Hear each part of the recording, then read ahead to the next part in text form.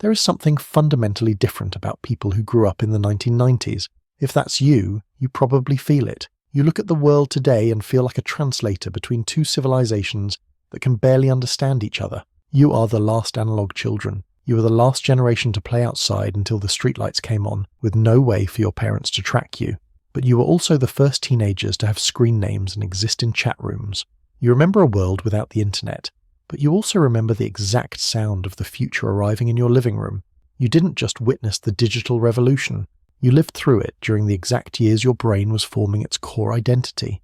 And science suggests this dual existence didn't just change your habits, it changed your brain. Do you remember Friday nights in 1997? You wanted to go online. But first, you had to negotiate, because going online meant killing the landline. You'd sit there and listen to that robotic scream of the modem. 30 seconds, 45 seconds. Then you'd watch a web page load line by pixelated line. You didn't refresh. You didn't click away. You sat there and watched the progress bar. Psychologists might call this delayed gratification, but for us, it was just reality. We learned something that is becoming extinct, that access to information isn't a right, it's earned through waiting. We learned that connection takes time, that patience extended to the physical world too. Think about the Blockbuster Ritual. You'd walk through those security sensors straight to the new releases wall. And often, the movie you wanted was gone. Empty case. Someone else got it first. You had to settle for your second choice, or maybe a movie you'd never heard of. And because you rented it, you watched it twice. You watched the behind-the-scenes features. You valued it because it was scarce. Today we scroll Netflix for 30 minutes and watch nothing. But back then, our brains were wired in an economy of scarcity. We learned that entertainment had weight, location, and value. But the biggest difference wasn't about media, it was about trust. Summer, 1995. You leave the house on your bike. Your mom has no GPS tracker, no cell phone, no find my friends. Just one rule, be home when the streetlights come on. You managed your own time. You explored creeks, built forts, and got lost. But you developed an internal clock. You learned to regulate yourself without notifications or alarms. This wasn't neglect, it was autonomy. You learned to honor your word without surveillance. Just you, the setting sun, and a promise. We also learned that connection required real work. If you liked someone, you didn't just send a Spotify link or a heart emoji, you made a mixtape. You spent Saturday afternoon agonizing over the track list. Does this song come on too strong? Does the flow work? You wrote the track list by hand. And then, the terrifying part, you had to physically hand it to them. This was effortful social signaling. You learned that vulnerability isn't something you broadcast to 1,000 followers. It's something you build with your hands and give to one person. Even our digital communication had weight. Remember the away message? You'd stare at that AOL instant messenger box, trying to find the perfect dashboard confessional lyric to define your soul. It was the training wheels for social media, but the stakes were lower and the art form was subtler. We learned diplomacy on three-way calls, navigating complex social hierarchies over a landline, analyzing tone of voice because we couldn't hide behind text messages. We built emotional intelligence in real-time audio, and we learned about consequences. If you rented a movie, you had to rewind it. Be kind, rewind. It seems silly now, but it taught us a form of citizenship, the idea that if you leave a mess, the next person has to pay for it. The world doesn't auto-reset, and we learned about loss. Real loss. If someone taped over your favourite show on a VHS, it was gone forever. No cloud backup, no undo. We learned that some mistakes are permanent, and that made us pay closer attention to the things we loved. That scarcity extended to our time too. Think about the Saturday morning ritual. Saturday morning, 7 a.m. You wake up before your parents. The house is silent. You tiptoe down the hallway, careful not to make the floorboards creak and slip into the living room. You grab a bowl of cereal and sit cross-legged on the carpet 2 feet from the screen. For the next 3 hours you have cartoons, X-Men, Animaniacs, Pokemon, Batman. Whatever was on, you watched it because this was your window. There was no streaming, no on-demand, no pause button. If you missed it, it was gone until next week. So you didn't go to the bathroom during the good parts.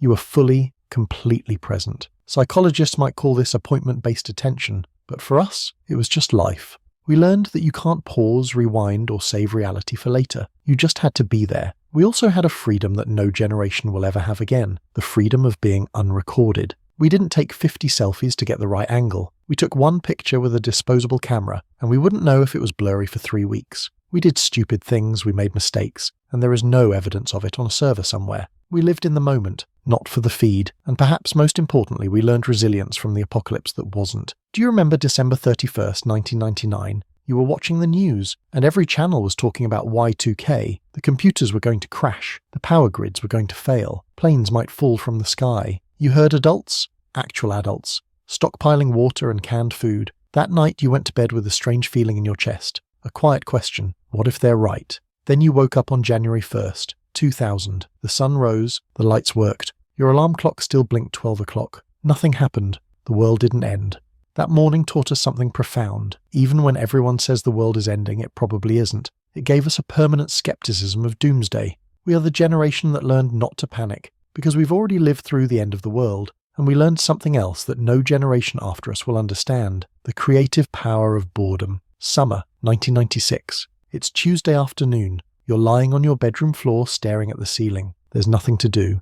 No phone to scroll, no Netflix to browse, no notifications. Just you, the hum of the box fan, and time. Your parents aren't going to entertain you. Go outside, they say, or find something to do. So you do. You build a fort, you ride your bike to the creek, you start drawing. You teach yourself to juggle. You reorganize your baseball cards for the third time this week. Modern neuroscience has a name for this: the default mode network. It's the part of your brain that activates when you're doing nothing. And it turns out this is where creativity lives, where daydreaming happens, where your brain makes unexpected connections. But here's the thing, it only activates when you're truly, deeply bored. Not scrolling through your phone bored, not switching between apps bored, actually bored. The kind where you have to sit with yourself and your thoughts until something emerges. We were the last generation to experience this regularly. We had hours, sometimes entire days, where nothing was happening. And in that space, we learned to generate our own entertainment. We learned that the mind, when left alone, creates. Today's kids don't get bored. They get between dopamine hits.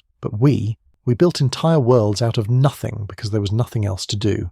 But boredom wasn't our only teacher. We also learned courage through communication. Remember calling your crush? Not texting. Calling. Their house. On the landline. You'd pace your room for 10 minutes, rehearsing what you'd say. You'd pick up the phone, put it down, pick it up again. Finally you'd dial. And then, the nightmare. Their mum answers.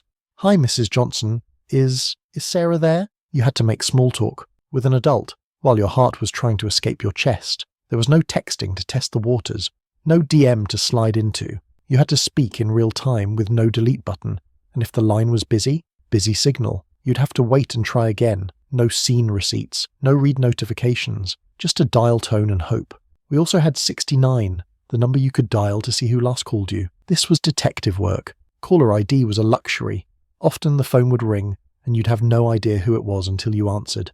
Every call was a mystery. And three-way calling? That was diplomacy training. You'd navigate complex social dynamics in real time, listening to tone, managing silences, reading emotion through voice alone. No emojis to soften the blow, no time to craft the perfect response. Just your brain, your voice, and whatever emotional intelligence you could summon in the moment. We learned that connection required courage, that vulnerability happened in real time, that relationships were built through voices, not screens. So, where does that leave us now? If you are part of this generation, you are the bridge. You are fluent in 2 languages. You can write in cursive, and you can prompt AI. You understand the value of deep, uninterrupted focus, but you can navigate the chaos of the internet. When older generations are confused by the future, you explain it.